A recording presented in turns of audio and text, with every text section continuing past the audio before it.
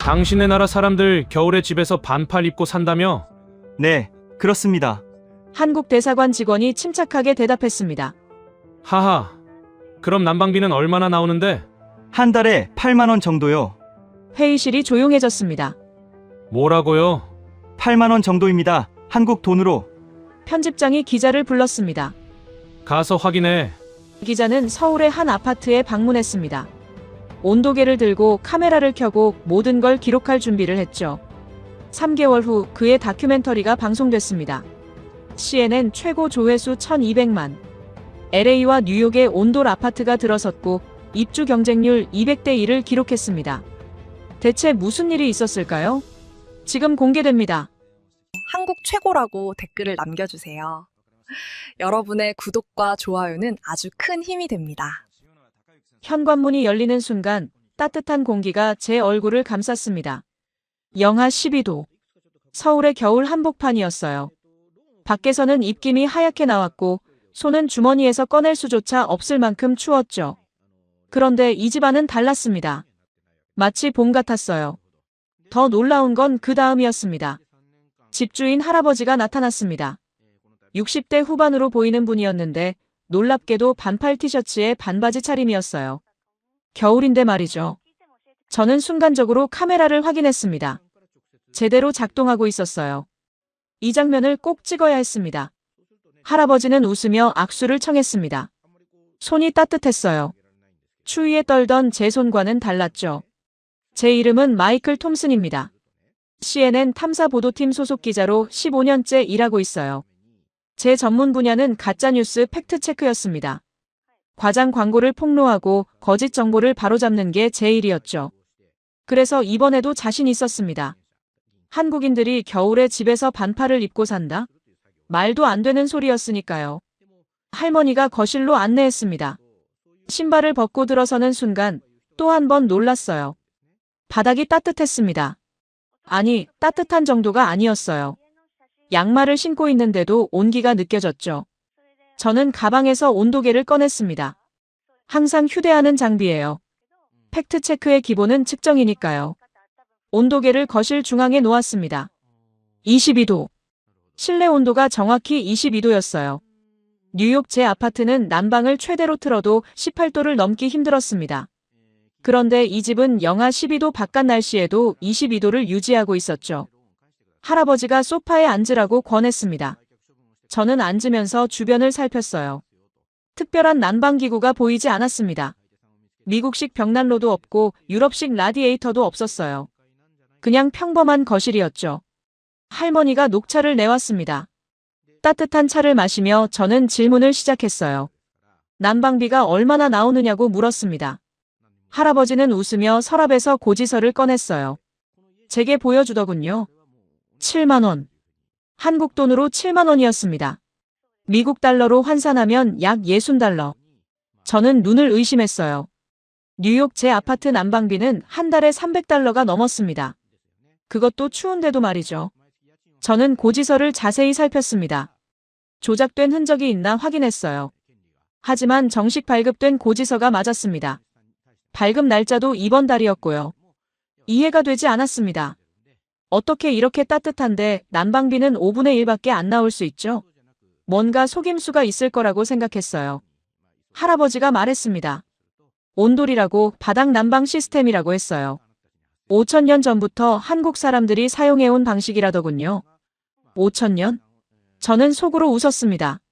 5,000년 전 기술이 현대 미국 난방 시스템보다 효율적일 리 없었으니까요. 분명 과장이겠죠. 하지만 제 발은 거짓말하지 않았습니다. 바닥에서 올라오는 따뜻함이 계속 느껴졌어요. 양말을 통해서도 온기가 전해졌죠. 이건 히터나 에어컨과는 다른 종류의 따뜻함이었습니다. 할머니가 바닥에 손을 대보라고 했어요. 저는 카메라를 켜고 바닥에 손을 댔습니다. 이 순간을 꼭 기록해야 했으니까요. 놀라웠습니다. 바닥이 정말 따뜻했어요. 뜨겁지는 않았어요. 딱 적당한 온기였죠. 마치 봄날 햇볕을 쬐는 돌 같았습니다. 이 온기가 집 전체 바닥에 퍼져 있었던 거예요. 저는 혼란스러웠습니다. 15년간 수많은 가짜뉴스를 폭로해왔지만 이건 달랐어요. 측정값은 거짓말하지 않았습니다. 온도계 22도, 난방비 고지서 60달러, 그리고 반팔 차림의 할아버지. 모두 사실이었습니다. 그날 저녁 할머니가 저녁 식사를 제안했어요. 저는 호텔로 돌아가려고 했지만 할머니가 웃으며 말했습니다. 하룻밤만 여기서 자고 가라고, 호텔비를 아끼라고 했죠. 저는 거절하려다가 멈췄습니다. 이건 좋은 기회였어요. 하룻밤을 직접 경험해보면 이 온돌이라는 게 정말 효과가 있는 건지 확실히 알 수 있을 테니까요. 이야기는 2주 전으로 거슬러 올라갑니다. 뉴욕 맨해튼 CNN 본사. 그날 아침은 평소와 똑같았어요. 출근해서 커피를 마시고 이메일을 확인하고 오늘 팩트체크할 뉴스 목록을 검토했죠. 그런데 동료 기자 제니퍼가 제 책상으로 왔습니다. 휴대폰을 보여주면서 웃고 있었어요. 트위터였습니다. 어떤 영상이 바이럴되고 있었죠. 제목은 이랬어요. 한국 사람들은 겨울에도 집에서 반팔 입고 산다. 영상을 재생했습니다. 한국의 어느 아파트 내부였어요. 창밖으로는 눈이 내리고 있었고 화면 한쪽에는 온도계가 보였죠. 영하 10도라고 표시되어 있었습니다. 그런데 집 안 사람들은 반팔 티셔츠를 입고 있었어요. 한 가족이 거실에서 아이스크림을 먹고 있었죠. 겨울인데 말이에요. 댓글란은 난리였습니다. 미국 네티즌들이 쏟아낸 조롱이 가득했어요. 누군가는 이렇게 썼습니다. 이건 명백한 연출이라고, 난방을 최대로 틀어놓고 찍은 거라고 했죠. 또 다른 사람은 한국 정부의 이미지 메이킹 캠페인이라고 주장했습니다. 가장 많은 좋아요를 받은 댓글은 이거였어요. 물리 법칙을 무시하는 한국의 국뽕이라고 비웃는 내용이었죠. 3만 개가 넘는 좋아요가 달려 있었습니다. 저도 웃었어요. 제니퍼와 함께 비현실적이라고 생각했죠. 영하 10도면 뉴욕보다 훨씬 추운 겁니다. 그런 날씨에 반팔을 입는다? 난방비가 얼마나 나올지 상상도 안 됐어요. 제니퍼가 말했습니다. 이거 팩트체크해보는 게 어떻겠냐고요. 요즘 한국 관련 가짜뉴스가 많다며 이번 기회에 제대로 폭로해보자고 했죠. 저는 흥미가 생겼습니다. 마침 다음 달 특집 아이템을 찾고 있었거든요. 이건 완벽한 소재였어요. 소셜미디어에서 바이럴된 과장 광고를 폭로하는 거죠. 오후 2시 편집회의가 있었습니다. 편집장 앞에서 기획안을 발표했어요. 한국의 온돌 과장 광고 팩트체크 프로젝트라고 제목을 붙였죠. 예산은 1만 달러, 취재 기간은 일주일로 잡았습니다. 편집장이 물었습니다. 확신이 있느냐고요? 혹시 정말 사실이면 어쩌겠냐고 했죠. 저는 웃으며 대답했습니다. 불가능하다고요. 물리 법칙상 영하 10도에 반팔은 말이 안 된다고 했어요. 난방비를 한 달에 $1,000씩 써도 모자랄 거라고 덧붙였죠. 다른 기자들도 동의했습니다. 한 동료는 한국이 요즘 국가 이미지 제고에 열심이라며 K-팝이나 K-드라마처럼 난방 시스템도 포장하려는 거라고 했어요. 편집장이 승인했습니다. 2주 후 한국 출장이 결정됐죠. 회의가 끝나고 책상으로 돌아왔습니다. 저는 곧바로 조사를 시작했어요. 한국의 온돌이 뭔지 검색해봤죠. 위키피디아에 나와 있었습니다. 온돌은 한국 전통 난방 방식으로 바닥 밑에 불을 지펴서 방을 따뜻하게 하는 시스템이라고 했어요. 역사는 고구려 시대까지 거슬러 올라간다고 나와 있었죠. 저는 코웃음 쳤습니다. 바닥 밑에 불? 그건 중세시대 얘기잖아요. 현대식 건물에서 그게 가능할 리 없었습니다. 분명 현대화된 버전이 있겠지만 영상처럼 효율적일 리는 없다고 생각했어요. 더 찾아봤습니다. 한국 정부 통계청 자료가 나왔어요. 한국 가정의 온돌 보급률이 100%라고 적혀 있었습니다. 100%? 저는 의심했죠. 과장된 통계일 거라고 생각했습니다. 정부 발표 자료는 항상 부풀려지기 마련이니까요. 그날 저녁 집에 돌아왔습니다. 뉴욕은 영하 5도였어요. 아파트에 들어서자마자 추웠습니다. 난방을 최대로 틀어놨는데도 말이죠. 저는 두꺼운 스웨터를 입고 양말을 2겹 신었습니다. 그래도 발이 시렸어요. 소파에 앉아서 담요를 덮고 노트북을 켰죠. 그 한국 영상을 다시 봤습니다. 반팔 입은 사람들, 아이스크림 먹는 가족, 영하 10도 창밖. 저는 고개를 저었어요. 연출이 분명했습니다. 난방비 고지서를 확인했습니다. 이번 달 제 난방비는 $320였어요. 작은 원룸인데도 말이죠. 한국 영상 속 넓은 거실에서 저렇게 따뜻하게 지내려면 얼마나 나올까요? 최소 $1,000는 될 거라고 생각했습니다. 다음 날부터 본격적으로 준비했습니다. 카메라 장비를 점검하고 온도계와 습도계를 챙겼어요. 난방비 고지서를 요청하는 한국어 문장도 미리 준비했죠. 통역사도 섭외했습니다. 가장 중요한 건 인터뷰의 섭외였어요. 저는 한국 교민 커뮤니티에 글을 올렸습니다. 온돌 사용 과정을 취재하고 싶다고 인터뷰에 응해줄 수 있느냐고 물었죠. 놀랍게도 댓글이 쏟아졌습니다. 수십 명이 자기 집에 오라고 했어요. 온돌 자랑하고 싶다는 사람들이었죠. 저는 속으로 웃었습니다. 과장된 자부심이구나 싶었어요. 그 중에서 서울에 사는 60대 부부를 선택했습니다. 평범한 아파트에 산다고 했고 사진도 보내줬어요. 딱 보통 사람들 같았죠. 이런 집이 좋았습니다. 있는 그대로를 보여줄 수 있으니까요. 출발 전날 밤 동료들과 술을 마셨습니다. 제니퍼가 농담했어요. 한국 가서 얼어 죽지 말라고 반팔 입으면 안 된다고 웃었죠. 다른 동료는 한국 정부한테 뇌물 받지 말라고 했습니다. 저는 자신 있게 말했습니다. 일주일 후에 특종 들고 오겠다고요. 한국의 온돌 신화를 완전히 박살내겠다고 했죠. 그렇게 저는 인천행 비행기에 올랐습니다.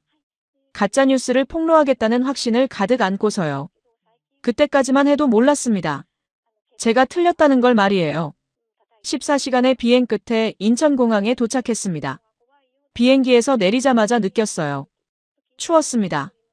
공항 아닌데도 뉴욕보다 더 쌀쌀했죠. 휴대폰으로 날씨를 확인했습니다. 영하 12도. 체감 온도는 영하 17도였어요. 저는 두꺼운 패딩을 꺼내 입었습니다. 목도리도 둘렀죠. 이 날씨에 반팔이라니 더욱 말도 안 되는 소리였어요. 입국 심사를 마치고 나왔습니다. 택시 승강장으로 향했죠. 바깥 공기는 뼛속까지 시렸습니다. 손을 주머니에서 꺼낼 수가 없었어요. 택시에 탔습니다. 기사님은 50대 후반으로 보이는 남성이었어요. 목적지를 말하자 고개를 끄덕이며 출발했죠. 차 안은 따뜻했습니다. 히터가 잘 나왔어요. 저는 조금 긴장이 풀렸죠. 기사님이 말을 걸어왔습니다. 한국어였지만 통역 앱으로 대화할 수 있었어요. 어디서 왔냐고 물었습니다. 미국에서 왔다고 대답했죠. 취재 때문에 왔다고 했습니다. 온돌에 대해 취재한다고 덧붙였어요. 기사님이 웃었습니다. 온돌이요? 당연하죠. 한국 사람은 다 온돌 쓴다고 했어요. 5,000년 전부터 써왔다며 자랑스럽게 말했습니다. 저는 속으로 코웃음 쳤습니다. 5,000년? 과장이 심하네요. 그때는 청동기 시대였을 텐데 그때부터 바닥 난방을 썼다는 건 믿기 어려웠습니다. 기사님이 계속 말했어요. 자기 집도 물론 온돌이라고 했습니다. 겨울에도 집에서 반팔 입고 산다고 했죠. 딸아이는 겨울에도 집에서 아이스크림 먹는다며 웃었습니다. 또 그 얘기였습니다. 반팔, 아이스크림. 저는 묻고 싶었어요. 난방비가 얼마나 나오냐고요. 하지만 참았습니다. 나중에 인터뷰의 집에서 직접 확인할 거니까요. 택시는 고속도로를 달렸습니다. 창밖으로 서울 야경이 보였어요. 고층 아파트들이 빼곡했죠. 저 많은 집들이 전부 온돌을 쓴다고 100% 보급률이라고 여전히 믿기지 않았습니다. 기사님이 또 말했습니다. 미국은 어떠냐고 난방은 어떻게 하냐고 물었어요. 저는 대답했습니다. 중앙난방이라고 보일러에서 나온 더운 공기가 덕트를 통해 각 방으로 간다고 설명했죠. 현대적이고 효율적인 시스템이라고 덧붙였습니다. 기사님이 고개를 저었어요. 그건 불편하겠다고 했습니다. 공기가 건조해지고 난방비도 많이 나올 거라고 했죠. 저는 반박하고 싶었습니다. 하지만 사실 기사님 말이 맞았어요. 뉴욕 제 아파트는 겨울마다 건조해서 가습기를 틀어야 했고 난방비는 한 달에 $300가 넘었으니까요. 30분쯤 달렸을까요? 택시가 아파트 단지 앞에 멈췄습니다. 밖으로 나오자 추위가 다시 몰려왔어요. 바람이 얼굴을 때렸습니다. 저는 서둘러 아파트 입구로 향했죠. 엘리베이터를 탔습니다. 12층으로 올라갔어요. 복도도 추웠습니다. 난방이 안 되는 공용 공간이었죠. 초인종을 눌렀습니다. 잠시 후 문이 열렸어요. 그리고 그 순간이 왔습니다. 따뜻한 공기가 제 얼굴을 감쌌죠. 챕터 1에서 말씀드린 그 순간이었습니다. 문 앞에 서서 저는 카메라를 켰습니다. 모든 걸 기록해야 했어요. 속임수가 있는지 과장이 있는지 전부 확인할 생각이었죠. 할아버지가 웃으며 맞아주셨습니다. 반팔 티셔츠에 반바지 차림이었어요. 저는 그 순간 생각했습니다. 분명 카메라 때문에 일부러 입은 거라고요. 보통은 저렇게 안 입을 거라고 믿고 싶었습니다. 하지만 집 안으로 들어서면서 의심이 조금씩 흔들리기 시작했어요. 온도가 정말 달랐습니다. 밖은 영하 12도인데 집 안은 완전히 다른 세상 같았죠. 코트를 벗자마자 땀이 날 것 같았어요. 할머니가 슬리퍼를 건네주셨습니다. 신발을 벗고 슬리퍼를 신는 순간 바닥에 온기를 느꼈어요. 양말을 통해서도 따뜻함이 전해졌습니다. 이건 뭔가 달랐습니다. 저는 가방에서 장비를 꺼냈습니다. 온도계, 습도계, 그리고 카메라 2대. 모든 각도에서 촬영할 준비를 했죠. 할아버지가 거실로 안내했습니다. 소파에 앉으라고 했어요. 저는 일단 온도계를 거실 중앙에 놨습니다. 기다리는 동안 집안을 살폈어요. 특별한 난방기구가 보이지 않았습니다. 벽에 라디에이터도 없고 천장에 송풍구도 없었어요. 그냥 평범한 거실이었죠. 그런데 이렇게 따뜻할 수가 있나요? 온도계를 확인했습니다. 22도. 정확히 22도였어요. 저는 창문으로 다가갔습니다. 밖을 봤죠. 눈이 내리고 있었습니다. 길거리 사람들은 전부 두꺼운 패딩을 입고 있었어요. 다시 집안을 봤습니다. 할아버지는 여전히 반팔이었어요. 할머니도 얇은 긴팔 하나만 입고 계셨죠. 이게 정말 일상이라는 건가요? 연출이 아니라. 저는 마음속으로 여전히 의심했습니다. 분명 뭔가 있을 거예요. 오늘만 특별히 난방을 3개 틀어놨거나 아니면 제가 오는 걸 알고 준비를 했거나 난방비 고지서를 봐야 했습니다. 그게 진실을 말해줄 거예요. 이렇게 따뜻하게 지내려면 난방비가 엄청날 테니까요. 할머니가 녹차를 내오셨습니다. 따뜻한 차를 받아들며 저는 생각했어요. 일주일입니다.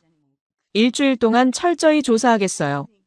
이 온돌의 비밀을 그리고 과장된 부분을 전부 밝혀내겠습니다. 그렇게 취재가 시작됐습니다.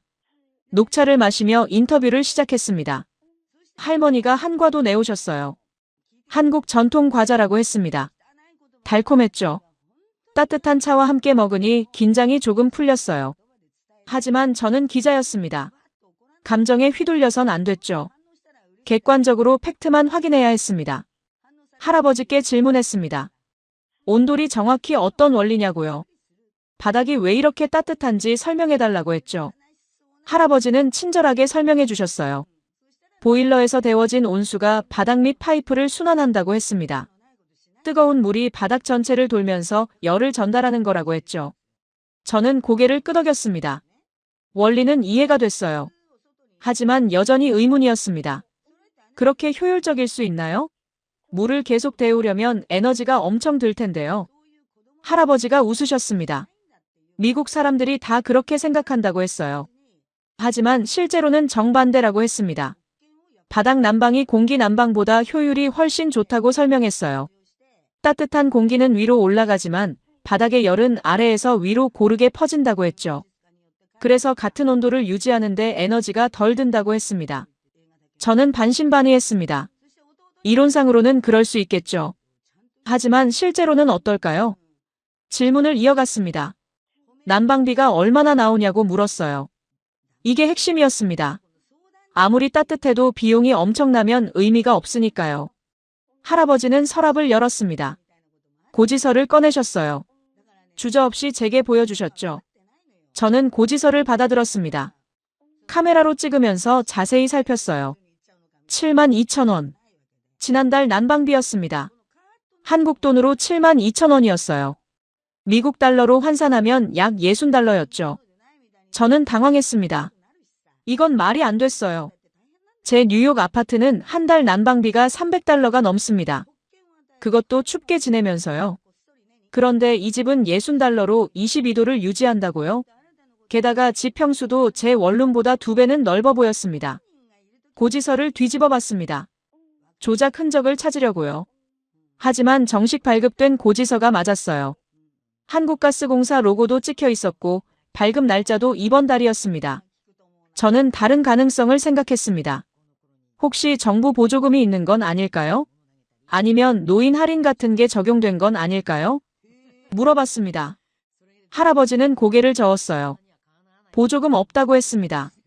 그냥 일반 요금이라고 했죠. 믿을 수가 없었습니다. 할머니가 말씀하셨어요. 바닥에 직접 손을 대보라고 했습니다. 그래야 온도를 이해할 수 있다고 하셨죠. 저는 카메라를 켜고 바닥에 손을 댔습니다. 이 순간을 꼭 기록해야 했어요. 따뜻했습니다. 정말 따뜻했어요. 하지만 뜨겁지는 않았습니다. 딱 적당한 온기였죠. 손바닥에 전해지는 온기가 기분 좋았어요. 이건 히터와는 완전히 달랐습니다. 히터는 가까이 있으면 뜨겁고 멀리 있으면 춥잖아요. 하지만 온돌은 집 전체 바닥이 골고루 따뜻했습니다. 할아버지가 설명을 이어갔어요. 5,000년 전부터 한국 사람들은 이렇게 살았다고 했습니다. 처음엔 아궁이에 불을 지펴서 바닥을 데웠다고 했죠. 연기와 열기가 바닥 및 구들을 지나가면서 방을 따뜻하게 했다고 합니다. 5,000년이요? 저는 여전히 과장이라고 생각했습니다. 하지만 할아버지 표정은 진지했어요. 거짓말하는 것 같지 않았죠. 현대 온돌은 그걸 발전시킨 거라고 했습니다. 불 대신 보일러를 쓰고 구들 대신 파이프를 쓰는 거죠. 하지만 원리는 똑같다고 했어요. 바닥을 따뜻하게 해서 사람을 따뜻하게 하는 겁니다. 할머니가 덧붙였어요. 온돌은 건강에도 좋다고 했습니다. 특히 관절에 좋다고 하셨죠. 할머니는 무릎 관절염이 있으셨대요. 10년 전부터 아프셨다고 합니다. 병원에 가도 완치는 어렵다고 했대요. 그런데 온돌 덕분에 많이 나아졌다고 하셨습니다. 따뜻한 바닥에서 자고 일어나면 통증이 줄어든다고 했어요. 겨울에도 무릎이 시리지 않는다고 하셨죠. 저는 메모했습니다. 이것도 확인해봐야 할 내용이었어요. 과학적 근거가 있는지 조사해야 했습니다. 할아버지가 물었습니다. 미국은 어떠냐고요? 겨울에 어떻게 지내냐고 했죠. 저는 솔직하게 대답했습니다. 춥다고요. 난방을 최대로 틀어도 18도 정도밖에 안 된다고 했어요. 그래서 집에서도 스웨터를 입고 양말을 2겹 신는다고 했죠. 할아버지가 놀라셨습니다. 자기 집에서 스웨터를 입는다고요? 그건 불편하지 않냐고 물었어요. 저는 어깨를 으쓱했습니다. 익숙해졌다고 대답했죠. 미국 사람들은 다 그렇게 산다고 했습니다. 하지만 그 순간 깨달았어요. 정말 그게 정상일까요? 자기 집에서 두꺼운 옷을 입고 사는 게 당연한 건가요? 할머니가 웃으셨습니다. 한국에 오니까 좋지 않냐고 물었어요. 여기는 따뜻하니까요. 인정할 수밖에 없었습니다. 정말 따뜻했어요. 너무 편안했죠. 코트를 벗고 앉아 있는데도 전혀 춥지 않았습니다. 오히려 약간 더운 것 같았어요. 저도 모르게 스웨터를 벗고 있었습니다. 할아버지가 빙그레 웃으셨어요. 그러게 말이에요. 한국 온돌은 그렇다고 했습니다. 집에서만큼은 계절을 잊고 산다고 하셨죠. 저는 노트북을 꺼냈습니다. 더 많은 질문을 준비했어요. 하지만 그 전에 확인하고 싶은 게 있었습니다. 오늘 밤 여기서 자도 되냐고 물었습니다. 직접 경험해보고 싶다고 했죠. 할머니가 흔쾌히 승낙하셨어요. 방을 하나 내주시겠다고 했습니다. 저녁 식사도 함께 하자고 하셨죠. 저는 감사하다고 했습니다. 하지만 속으로는 다른 생각을 했어요. 하룻밤이면 진실을 알 수 있을 겁니다. 온돌이 정말 효율적인지 아니면 그냥 과장인지 말이에요. 저녁이 되었습니다. 할머니가 식탁을 차리셨어요. 김치찌개, 불고기, 나물 반찬들. 한국 가정식이었습니다. 처음 먹어보는 음식들이 많았죠. 할아버지가 소주를 권했습니다. 한국 술이라고 했어요. 저는 사양했죠. 취재 중이니까 술은 안 된다고 했습니다. 하지만 할아버지가 웃으며 말했어요. 일은 내일 하라고, 오늘은 손님이니까 편하게 지내라고 하셨죠. 그 말에 마음이 조금 흔들렸습니다. 한 잔만 받았어요. 소주는 독했습니다. 목이 확 타는 느낌이었죠. 하지만 묘하게 기분이 좋아졌어요. 긴장이 풀렸습니다. 식사를 하면서 이야기를 나눴습니다. 할아버지는 은퇴한 교사였어요. 30년간 중학교에서 국어를 가르치셨다고 했습니다. 할머니는 주부셨고 두 아들이 있다고 하셨죠. 저도 제 이야기를 했습니다. CNN 기자로 15년째 일한다고 주로 팩트체크를 한다고 말했어요. 할아버지가 물었습니다. 온도를 팩트체크하러 왔냐고요. 한국 온돌이 가짜라고 생각하냐고 하셨죠. 저는 솔직하게 대답했습니다. 처음엔 그렇게 생각했다고요. SNS에서 본 영상이 과장됐다고 믿었다고 했죠. 할머니가 웃으셨어요. 이제는 어떠냐고 물었습니다. 저는 잠시 말을 멈췄습니다. 뭐라고 대답해야 할까요? 사실 아직도 확신이 서지 않았어요. 하루 경험만으로는 부족했죠. 내일 더 조사해보겠다고 대답했습니다. 다른 집들도 방문하고 데이터도 더 수집해야 한다고 했어요. 저녁 식사가 끝났습니다. 할머니가 설거지를 하셨어요. 저도 도와드리려고 했지만 거절하셨죠. 할아버지가 저를 방으로 안내했습니다. 작은 방이었어요. 침대 대신 바닥에 이불이 깔려 있었습니다. 한국식 잠자리라고 했어요. 온돌방에서는 바닥에서 잔다고 설명했습니다. 바닥이 따뜻하니까 이불만 있으면 충분하다고 하셨죠. 저는 의아했습니다. 바닥에서 잔다고요? 침대도 없이요? 이건 좀 불편할 것 같았어요. 하지만 거절할 수 없었습니다. 이미 받아들인 호의였으니까요. 할아버지가 나가셨습니다. 저는 혼자 남았어요. 짐을 풀었습니다. 노트북을 꺼내서 오늘 촬영한 영상들을 확인했어요. 온도계 22도, 난방비 고지서 $60, 반팔 입은 할아버지. 모두 제대로 찍혀 있었습니다. 증거는 충분했어요. 하지만 여전히 뭔가 석연치 않았습니다. 시간이 지나면서 밖은 더 추워졌습니다. 창문 밖을 보니 눈이 내리고 있었어요. 온도계를 확인했죠. 영하 15도까지 떨어졌습니다. 하지만 방 안은 여전히 따뜻했어요. 온기가 변하지 않았습니다. 잠옷으로 갈아입었습니다. 반팔 티셔츠와 반바지였어요. 뉴욕에서는 겨울에 절대 못 입는 옷이죠. 바닥에 이불을 펼쳤습니다. 처음엔 어색했어요. 침대 없이 바닥에서 자는 게 익숙하지 않았습니다. 누웠습니다. 그 순간을 저는 평생 잊지 못할 겁니다. 바닥이 따뜻했어요. 등 전체로 온기가 전해졌습니다. 이불을 덮자 온몸이 포근해졌죠. 특히 발이요. 평생 겨울에 발이 이렇게 따뜻한 적이 없었습니다. 뉴욕에서는 양말을 2겹 신고 자도 발이 시렸거든요. 하지만 여기서는 맨발인데도 따뜻했어요. 바닥에서 올라오는 온기가 발바닥을 감쌌습니다. 종아리로 허벅지로 온기가 퍼졌죠. 온몸이 녹는 것 같았습니다. 이불은 얇았습니다. 뉴욕에서는 두꺼운 이불 2개를 덮어도 추웠는데 여기서는 얇은 이불 하나면 충분했어요. 너무 편안했습니다. 긴장이 완전히 풀렸죠. 저는 천장을 보며 생각했습니다. 이게 정말일까요? 5,000년 전부터 한국 사람들은 이렇게 잤다고요? 만약 사실이라면 저는 45년 인생 동안 뭘 한 걸까요? 추운 집에서 두꺼운 옷 입고 떨면서 산 게 정상이라고 생각했는데 사실은 아니었던 건가요? 잠이 왔습니다. 빠르게요. 보통 낯선 곳에서는 잠을 잘 못 자는데 그날 밤은 달랐어요. 금방 깊은 잠에 빠졌습니다. 아침에 눈을 떴습니다. 햇살이 방 안으로 들어오고 있었어요. 시계를 봤죠. 오전 8시였습니다. 놀라웠어요. 14시간 비행과 시차 때문에 피곤했는데 한 번도 안 깨고 푹 잤습니다. 몸이 개운했어요. 뻐근한 데가 없었죠. 평소에는 아침에 일어나면 허리가 아픈데 오늘은 전혀 안 아팠습니다. 바닥은 여전히 따뜻했어요. 밤새 온기가 유지됐던 겁니다. 일어나서 창문을 열었습니다. 바깥은 새하얗게 눈이 쌓여 있었어요. 영하 13도. 하지만 방 안은 여전히 봄 같았습니다. 문을 열고 나갔습니다. 거실에서 좋은 냄새가 났어요. 할머니가 아침 식사를 준비하고 계셨습니다. 김치찌개였어요. 밥도 있었고 김과 계란말이도 있었죠. 할아버지가 식탁에 앉아 계셨어요. 역시 반팔 티셔츠 차림이었습니다. 저도 반팔이었죠. 그제야 깨달았어요. 제가 겨울 아침에 반팔로 돌아다니고 있다는 걸요. 할아버지가 웃으며 물었습니다.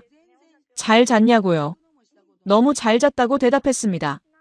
평생 이렇게 편하게 잔 적이 없다고 했죠. 할머니가 식사를 권했어요. 함께 앉아서 먹었습니다. 김치찌개는 뜨겁고 얼큰했어요. 겨울 아침에 딱 맞는 음식이었습니다. 밥과 함께 먹으니 속이 든든해졌죠. 식사 중에 할아버지가 물었습니다. 미국 사람들은 왜 그렇게 춥게 살아요? 그 질문에 저는 할 말이 없었습니다. 정말 왜일까요? 왜 우리는 자기 집에서도 두꺼운 옷을 입고 살까요? 왜 발이 시린 채로 자야 할까요? 왜 난방비는 5배나 내면서 온도는 더 낮을까요? 대답할 수 없었습니다. 할아버지가 말을 이었어요. 집은 쉬는 곳이라고 했습니다. 가장 편안해야 할 곳이라고 했죠. 그런데 집에서 옷을 껴입어야 한다면 그건 잘못된 거라고 했습니다. 맞는 말이었어요. 그 순간 깨달았습니다. 제가 폭로하러 온 게 아니라는 걸요. 오히려 배우러 온 거였습니다. 아침 식사 후 본격적인 취재를 시작했습니다. 저는 일주일 동안 한국 전역을 돌아다녔어요. 서울에서 시작해서 부산, 제주도까지 갔습니다. 가능한 한 많은 집을 방문하고 많은 사람들을 인터뷰했죠. 첫 번째로 간 곳은 서울 강남구의 한 아파트였습니다. 30대 부부가 사는 집이었어요. 신혼부부였죠. 2살짜리 아이가 있었습니다. 문을 열자 역시 따뜻했습니다. 온도계로 확인했어요. 23도였습니다. 놀라운 건 아이였어요. 거실 바닥에서 기저귀 하나만 입고 놀고 있었습니다. 겨울인데 말이죠. 엄마가 설명했어요. 온돌이 있어서 아이를 바닥에서 놀게 해도 안전하다고 했습니다. 따뜻하니까 감기 걸릴 염려가 없다고 했죠. 난방비를 물었습니다. 8만 원이라고 했어요. 약 66달러였습니다. 두 번째 집은 서울 은평구의 단독주택이었습니다. 70대 노부부가 사셨어요. 2층 집이었는데 전체가 온돌이었습니다. 할머니와 긴 대화를 나눴습니다. 무릎 관절염 이야기였어요. 할머니는 15년 전부터 관절염을 앓으셨대요. 병원에서는 완치가 어렵다고 했답니다. 약을 먹고 물리치료를 받았지만 효과가 적었죠. 그런데 온돌방에서 자기 시작하면서 달라졌다고 했어요. 따뜻한 바닥이 무릎을 계속 데워준다고 했습니다. 아침에 일어나면 통증이 덜하다고 했죠. 겨울에도 무릎이 시리지 않는다고 하셨어요. 저는 메모했습니다. 과학적으로 설명이 가능한지 나중에 확인해 봐야겠다고 생각했어요. 할머니가 보여주신 게 또 있었습니다. 난방비 고지서였어요. 2층 집인데도 한 달 12만 원. 약 100달러였습니다. 제 뉴욕 원룸보다 3배나 넓은데 난방비는 3분의 1이었죠. 셋째 날 부산으로 내려갔습니다. 부산은 서울보다 따뜻했어요. 하지만 여전히 겨울이었죠. 바닷바람이 차가웠습니다. 해운대의 한 아파트를 방문했어요. 40대 사업가가 사는 집이었습니다. 역시 온돌이었어요. 온도는 24도. 집주인은 반팔에 반바지였습니다. 그분이 흥미로운 이야기를 해주셨어요. 5년 전 미국 출장을 갔을 때 호텔에서 잤는데 너무 추워서 잠을 못 잤다고 했습니다. 난방을 최대로 틀었는데도 발이 시렸다고 했죠. 그때 깨달았대요. 한국 온돌이 얼마나 대단한지 말이에요. 해외에 나가봐야 한국이 보인다고 했습니다. 저는 공감했습니다. 저도 지금 똑같은 경험을 하고 있었으니까요. 넷째 날 제주도로 갔습니다. 제주도는 한국에서 가장 남쪽이에요. 온화한 기후로 유명하죠. 그런데 여기도 겨울에는 춥습니다. 제주시의 한 주택을 방문했어요. 60대 부부가 귤 농사를 지으며 사셨습니다. 집은 작았어요. 하지만 역시 온돌이었죠. 바닥 전체가 따뜻했습니다. 할아버지가 말했어요. 제주도는 습해서 겨울에 더 춥게 느껴진다고 했습니다. 온돌이 없으면 살기 힘들다고 했죠. 난방비를 물었습니다. 한 달 5만 원. 약 42달러였어요. 저는 정리하기 시작했습니다. 일주일 동안 총 15가구를 방문했어요. 서울 8곳, 부산 4곳, 제주도 3곳이었습니다. 결과는 놀라웠습니다. 15곳 모두 온돌을 사용했어요.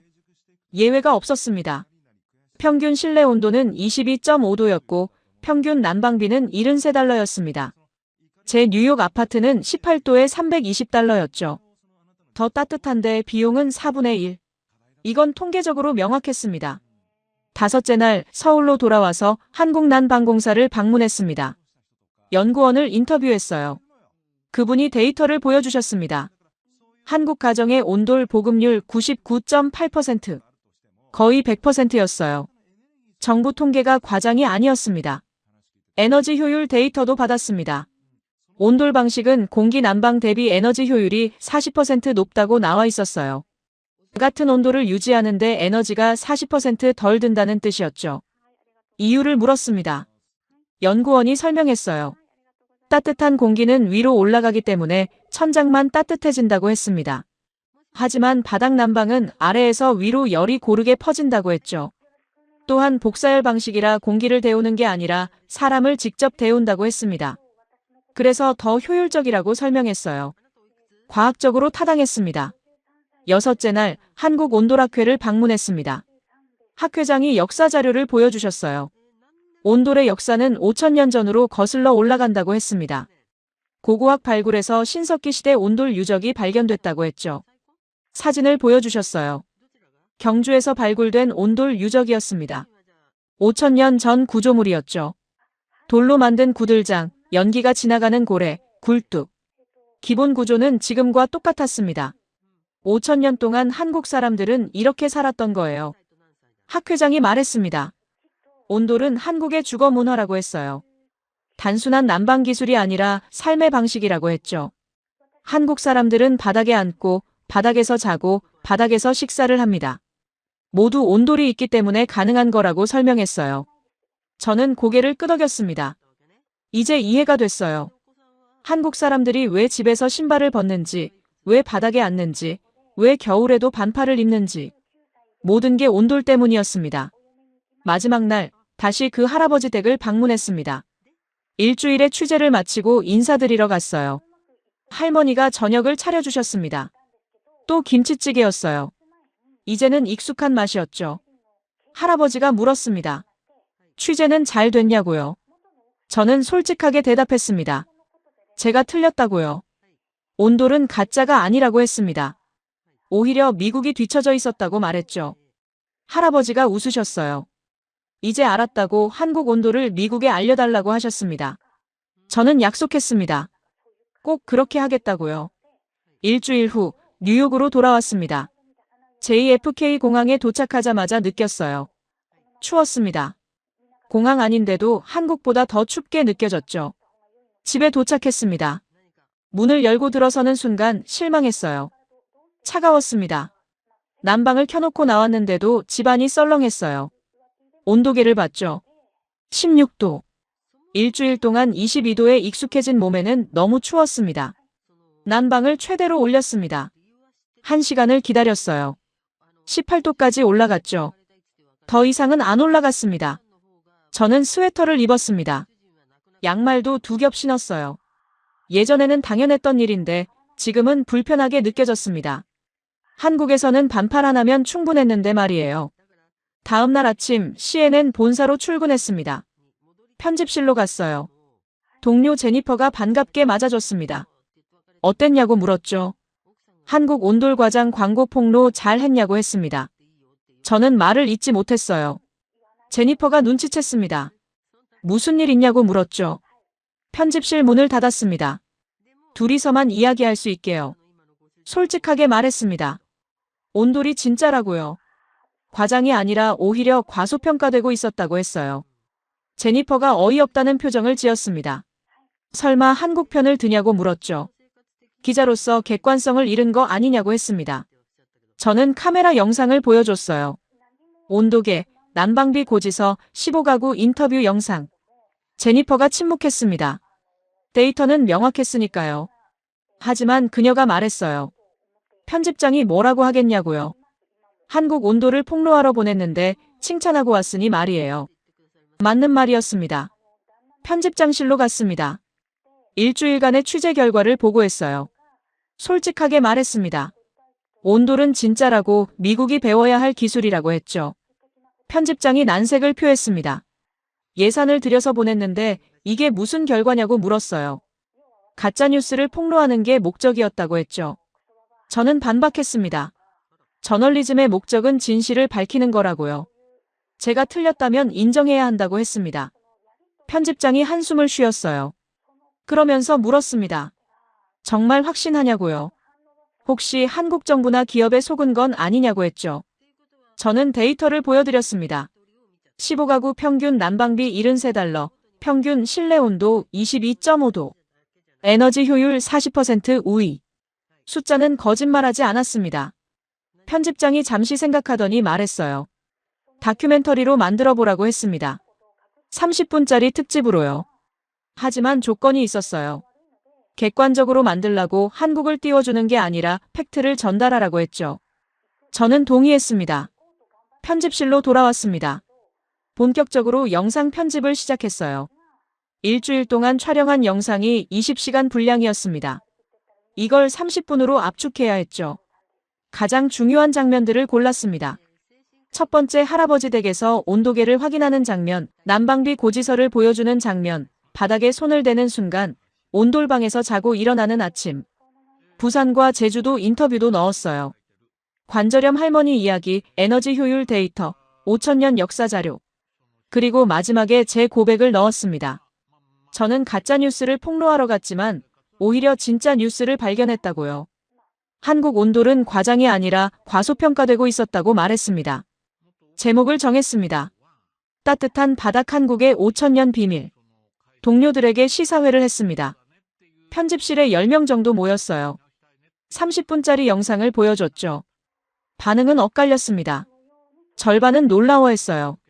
정말 저렇게 효율적이냐고, 미국에도 도입해야 하는 거 아니냐고 했습니다. 하지만 나머지 절반은 회의적이었어요. 한국 정부 홍보 영상 같다고, 너무 긍정적으로만 다뤘다고 비판했죠. 저는 반박했습니다. 모든 데이터는 제가 직접 확인한 거라고요. 조작이나 과장이 없다고 했습니다. 논쟁이 길어졌어요. 결국 편집장이 결정했습니다. 망송하겠다고요. 다음 주 금요일 저녁 9시 프라임타임에 내보낸다고 했습니다. 일주일이 남았습니다. 그 일주일 동안 저는 계속 고민했어요. 정말 이게 맞는 건가요? 제가 객관성을 잃은 건 아닐까요? 15년 기자 생활 동안 이렇게 확신이 안 선 적은 처음이었습니다. 밤마다 영상을 다시 봤어요. 빠진 부분이 없는지, 과장된 부분은 없는지 확인했죠. 하지만 볼 때마다 확신이 생겼습니다. 이건 진실이라고요. 한국 온돌은 정말 효율적이었어요. 5,000년 동안 검증된 기술이었죠. 미국 사람들이 알아야 할 정보였습니다. 망송 전날 밤이었습니다. 집에 혼자 앉아 있었어요. 내일이면 전국에 방송됩니다. 수백만 명이 볼 거예요. 두려웠습니다. 만약 제가 틀렸다면 어떻게 될까요? 조롱받을까요? 기자 생명이 끝날까요? 하지만 다른 생각도 들었습니다. 만약 제가 맞다면요? 미국 사람들이 온도를 알게 되고 도입하게 되면요? 수백만 명이 겨울에 더 따뜻하게 지낼 수 있다면요? 그 생각에 용기가 났습니다. 저는 노트북을 열었습니다. 한국에서 찍은 사진들을 다시 봤어요. 반팔 입은 할아버지, 바닥에서 노는 아이, 따뜻한 온돌방, 김치찌개를 먹던 식탁. 그리고 할아버지가 물었던 질문이 떠올랐습니다. 미국 사람들은 왜 그렇게 춥게 살아요? 그 질문에 이제 답할 수 있을 것 같았어요. 우리가 몰랐기 때문입니다. 더 좋은 방법이 있다는 걸 몰랐던 거죠. 하지만 내일부터는 달라질 겁니다. 미국 사람들이 알게 될 거예요. 한국의 온도를 말이에요. 그날 밤 잠을 설쳤습니다. 긴장과 기대가 뒤섞였죠. 내일이면 모든 게 결정될 겁니다. 방송 당일 금요일 저녁 9시였습니다. 저는 집에서 TV를 켰어요. CNN이었습니다. 제 다큐멘터리가 시작됐죠. 심장이 두근거렸습니다. 15년 기자 생활 중 가장 떨리는 순간이었어요. 30분 동안 화면을 뚫어져라 봤습니다. 제 목소리가 나왔어요. 한국 집들이 나왔고, 온도계가 나왔고, 난방비 고지서가 나왔습니다. 그리고 마지막 장면. 저의 고백이었어요. 저는 가짜뉴스를 폭로하러 한국에 갔습니다. 하지만 발견한 건 진짜 뉴스였습니다. 한국의 온돌은 과장이 아니었어요. 오히려 과소평가되고 있었습니다. 방송이 끝났습니다. 저는 휴대폰을 집어들었어요. SNS를 확인했죠. 폭발했습니다. 트위터에 댓글이 쏟아지고 있었어요. 초당 수십 개씩 올라왔습니다. 이게 진짜야? 바닥이 따뜻하다고? 왜 미국은 이런 기술이 없어? 5,000년 전부터 쓴 기술이라고? 미국은 뭐 했어? 한국에 배워야 한다. 당장. 대부분 긍정적인 반응이었습니다. 놀라워하는 댓글들이었죠. 하지만 부정적인 댓글도 있었어요. CNN이 한국 정부한테 돈 받았나? 과장이 심하다. 저렇게 효율적일 리 없어. 기자가 한국 음식 먹고 넘어간 거 아냐? 저는 예상했던 반응들이었어요. 신경 쓰지 않았습니다. 중요한 건 전체적인 반응이었죠. 그리고 대부분은 긍정적이었습니다. 다음 날 아침 출근했습니다. 편집실이 난리였어요. 전화가 계속 울렸습니다. 제니퍼가 달려왔어요.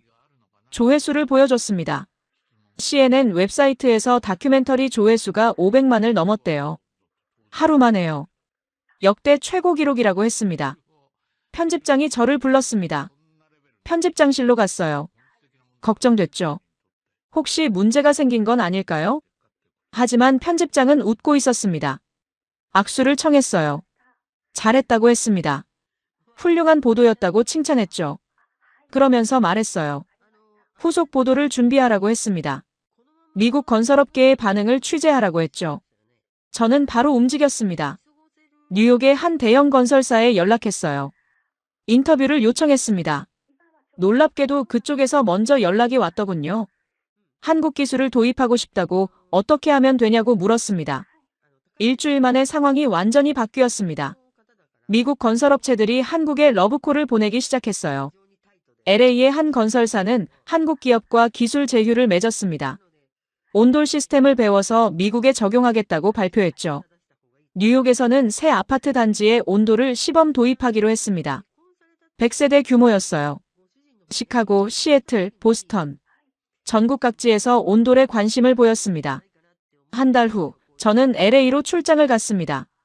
미국 최초의 온돌 아파트 건설 현장이었어요. 한국 기술자들이 와서 시공을 지도하고 있었습니다. 현장 책임자를 인터뷰했습니다. 그는 흥분해서 말했어요. 이게 미래라고 했습니다. 에너지 효율이 높고 거주자들이 편안하고 난방비도 절감된다고 했죠.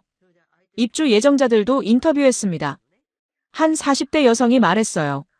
CNN 다큐멘터리를 보고 신청했다고 했습니다. 아이가 바닥에서 안전하게 놀 수 있어서 좋다고 했죠. 60대 남성도 있었어요. 관절염이 있는데 온돌이 도움이 될 거라고 기대한다고 했습니다. 석 달 후 첫 입주가 시작됐습니다. 저는 다시 LA로 갔어요. 입주자들의 반응을 취재했습니다. 한결같이 만족스럽다고 했어요. 정말 따뜻해요. 겨울인데 집에서 반팔 입고 있어요. 난방비가 절반으로 줄었어요. 믿을 수 없어요. 발이 따뜻해서 잠을 잘 자요. 평생 처음이에요. 제가 한국에서 들었던 말들이었습니다. 이제 미국에서도 똑같은 일이 벌어지고 있었어요. 6개월이 지났습니다. 전국에 온돌 열풍이 불었어요. 신축 아파트의 30%가 온돌을 도입했습니다. 기존 주택도 온돌로 개조하는 사례가 늘었어요. 리모델링 시장이 활성화됐죠. 한국 기업들이 미국에 진출했습니다. 온돌 시공 기술을 전수하고 자재를 공급했어요. 미국 언론들도 경쟁적으로 보도했습니다. 뉴욕타임스, 워싱턴 포스트, 월스트리트 저널. 모두 한국 온돌을 다뤘죠. 제 다큐멘터리는 에미상 후보에 올랐습니다. 최우수 다큐멘터리 부문이었어요. 1년이 지났습니다. 어느 날 우편물이 왔어요. 한국에서 온 편지였습니다. 열어봤습니다. 그 할아버지, 할머니가 보낸 편지였어요. 한글로 쓰여 있었지만 영어 번역본도 함께 들어 있었습니다. 마이클에게. 그동안 잘 지냈나요? 우리는 잘 있어요. 당신이 만든 프로그램을 인터넷으로 봤어요. 정말 잘 만들었더라고요. 한국 온돌을 제대로 알렸어요. 미국에 온돌이 퍼진다는 뉴스도 봤어요. 참 기쁩니다. 미국 사람들도 이제 겨울에 따뜻하게 지낼 수 있겠네요. 언제 한국에 오면 우리 집에 들러요. 또 김치찌개 해줄게요. 건강하세요. 할아버지, 할머니 드림.